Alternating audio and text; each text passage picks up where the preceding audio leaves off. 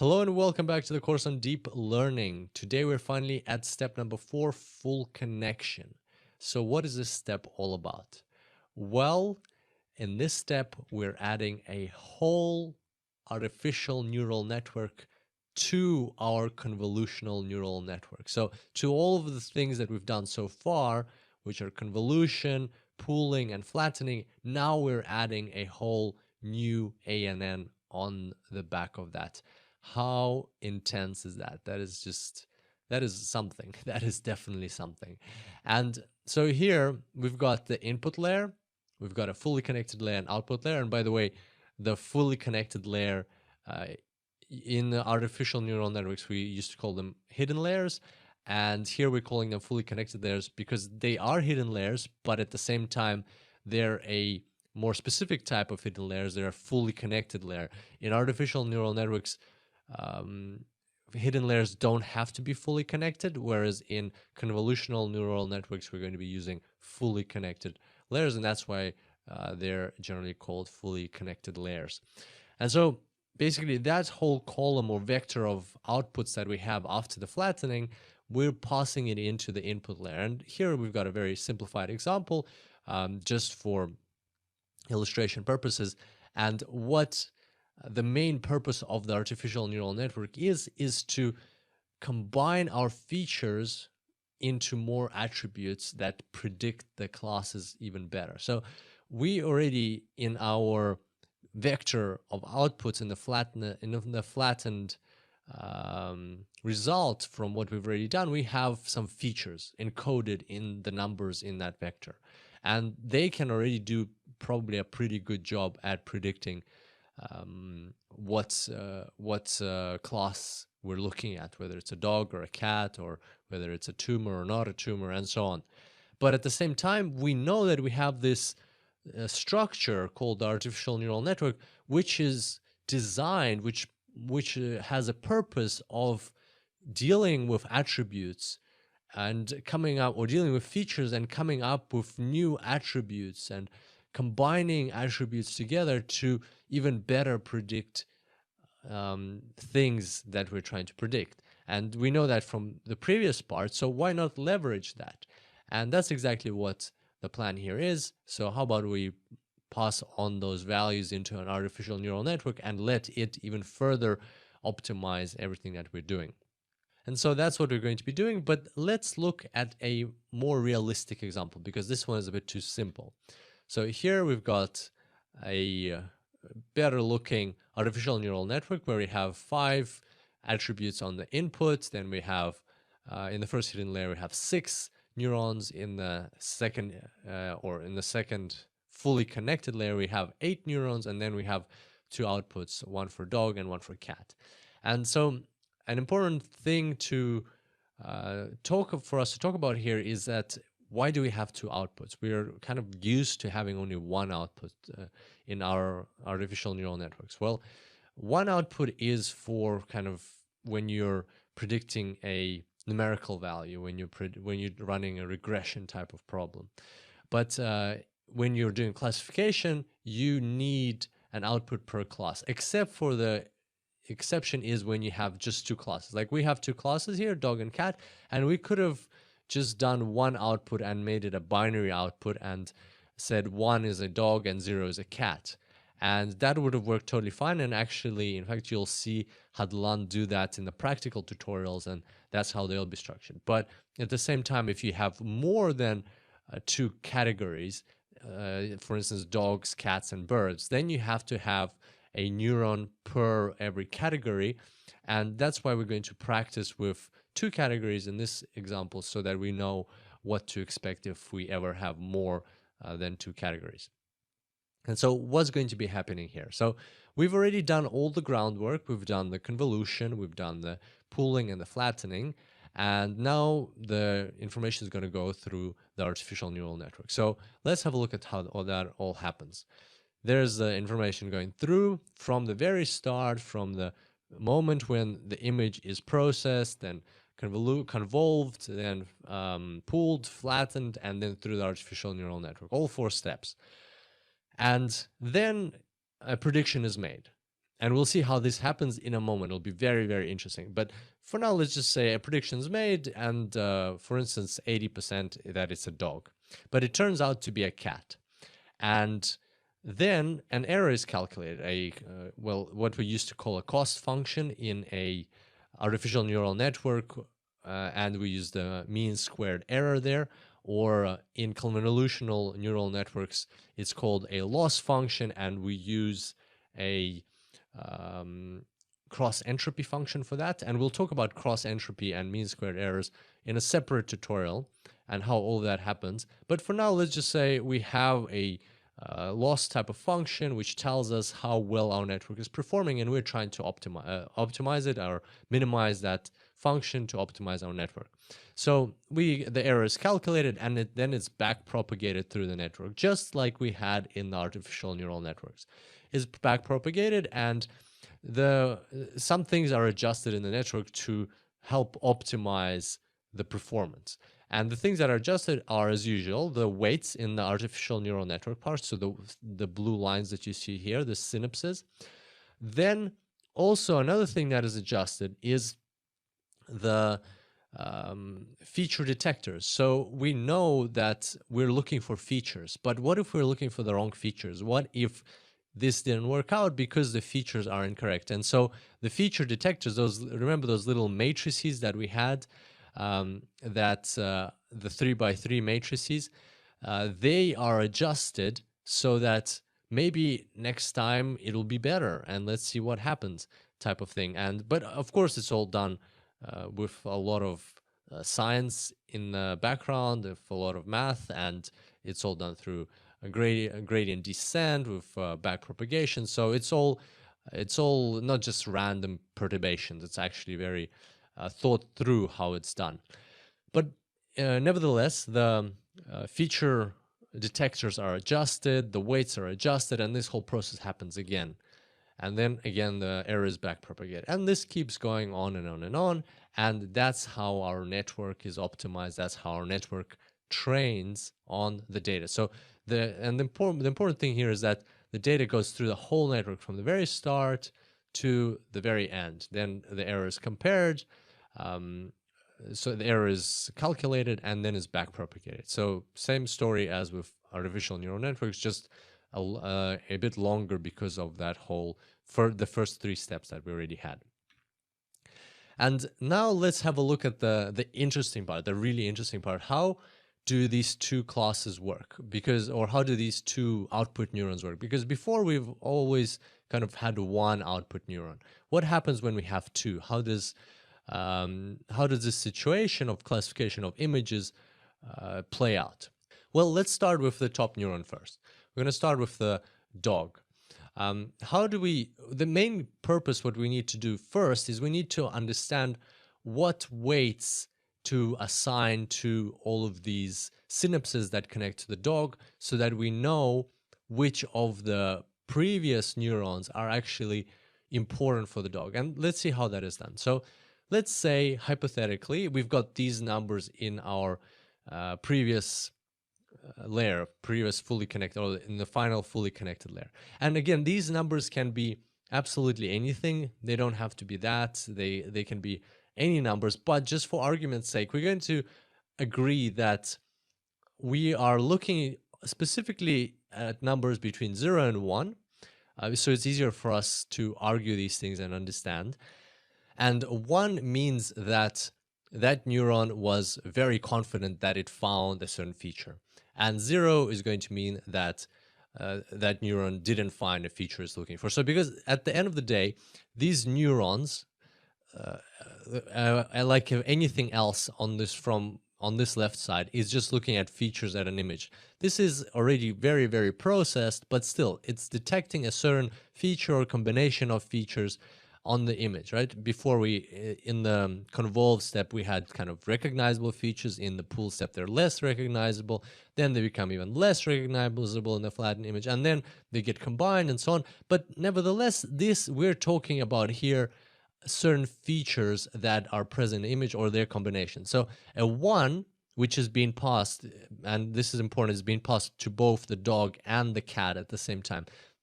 to both the output neurons. So one means that for us, for our argument, it means that this neuron is firing up. It's really rapidly detecting that feature that might be an eyebrow. It might be detecting this eyebrow for simplicity's sake, is detecting this eyebrow and it's communicating that to the dog neuron, to the cat neuron, saying, I can see my eyebrow, I can see my eyebrow. And then it's up to the dog and the cat neuron to understand what that means for them, right?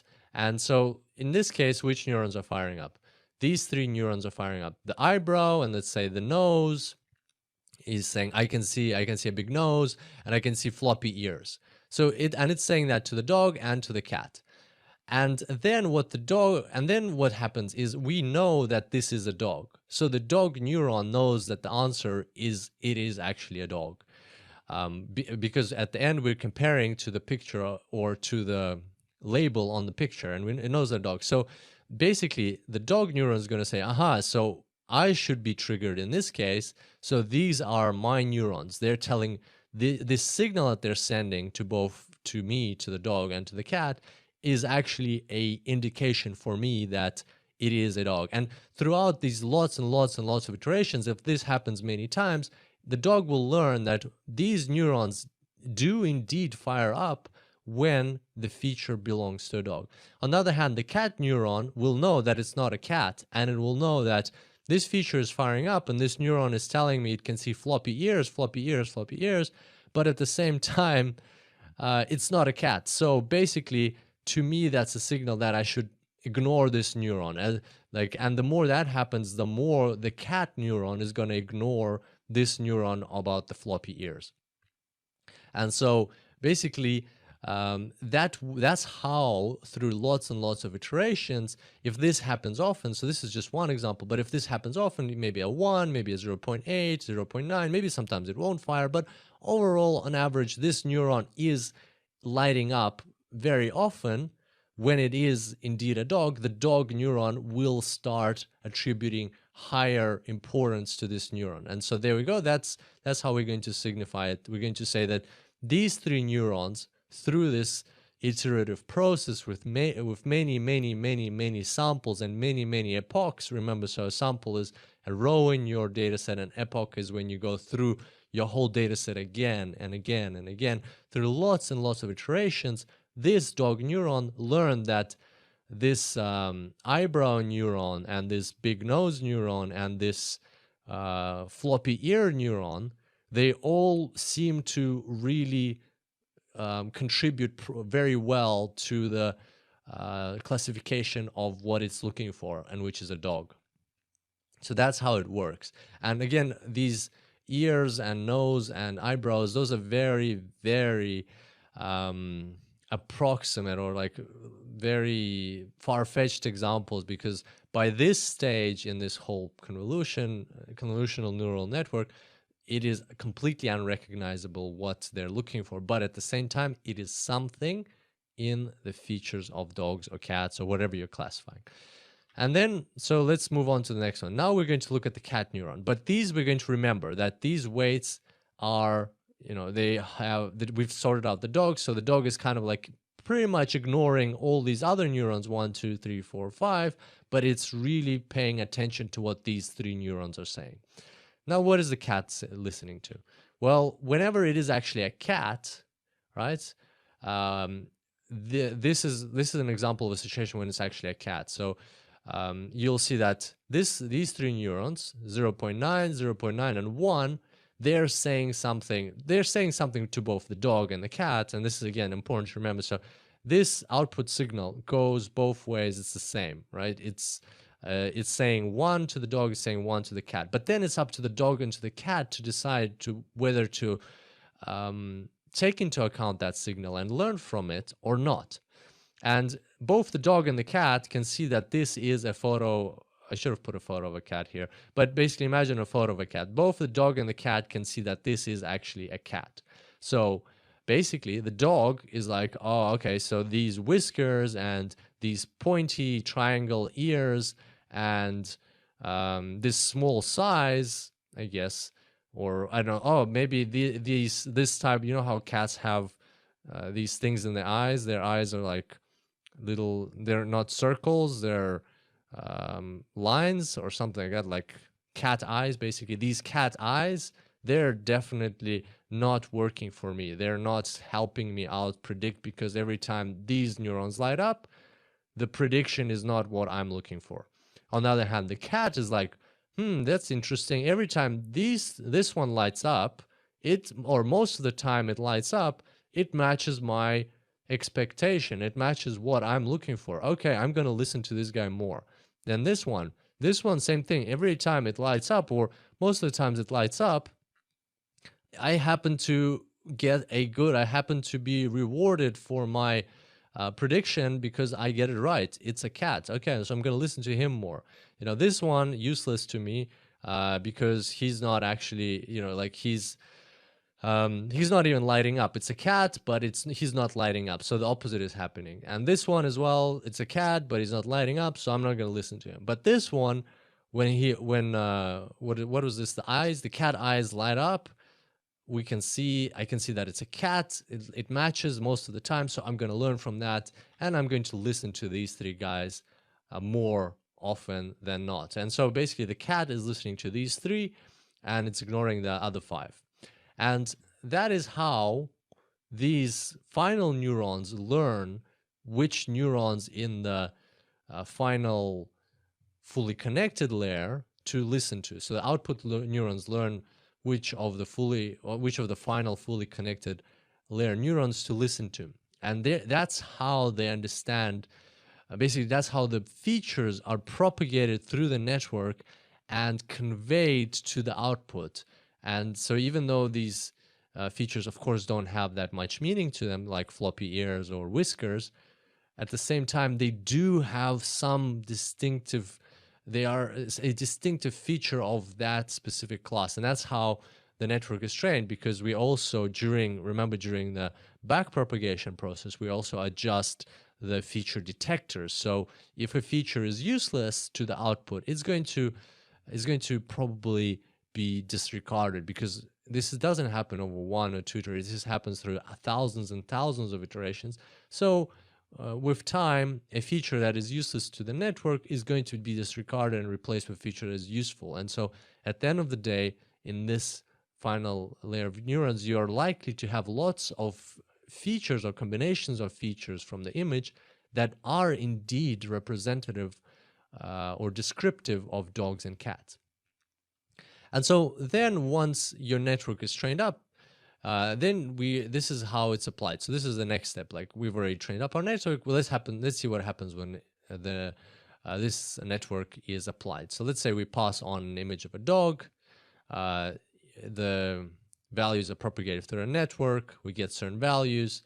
And so this time, the dog and the cat neurons don't know. They don't have the image of the dog here. They don't know that it's a dog or a cat. They have no idea what it is. But they have learned to listen to what is being shown here, right? They have learned to listen to, the dog neuron listens to these three neurons, the cat neuron listens to these three.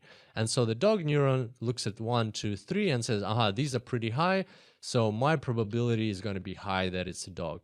The cat neuron looks at these three and says, okay, this one is pretty high, but these are pretty low. Interesting. So my probability is going to be 0.05. And that's where you get your prediction. So then your first choice for this neural network is dog, second choice is cat, and that's pretty much it. So the answer is dog. And same thing happens when you pass an image of a cat. You get new values, and you can see that even though this one's high, these ones are low, and for the cat, this one's high, and this one's a bit low. So the probability here might not be as great as previously, but still you can see that it's a cat with 79%, and so therefore the neural network is going to vote that it's a cat. And so basically, the neural network is going to conclude that it's a cat. Voting is a term that is used for these guys. So these neurons in the final fully connected layer, they get to vote, and these are their votes. And again, we are just, for argument's sake, putting values between 0 and 1 here. These could be any values, but they get to vote, and then these weights are the importance of their vote. So this is these purple weights are how the dog neuron views their votes, how much importance it assigns to these neurons and to those votes, and this is how much importance the cat neuron assigns to these to the votes of these neurons. And so these neurons vote. The dog and the cat, based on their learned weights, they decide who to listen to, and then they make their predictions, and the whole neural network concludes that this is, in this case, a cat. And then that's your conclusion. And that's how you get images like this, where you have a cheetah, and then you have a cheetah class with like a high probability. So this is the probability that the network has predicted, and these are lows. But these still exist because there's still kind of like a small chance the other neurons are also listening to their voters, and they're saying, oh, maybe it's actually a leopard. And the bullet train, very, very probable. Here, scissors, this one won, but hand gloss was very close, second, and then frying pan stethoscope, because you could see like these guys, this neuron, the scissors neuron, the output scissors neuron, listened to its voters, and it had the predominant vote overall, but then the hand gloss had a good outcome as well. So there we go. That's how the full connection works and how this all plays out together. I hope you enjoyed today's tutorial. We're going to summarize all of this in the summary as well, and I'll see you next time.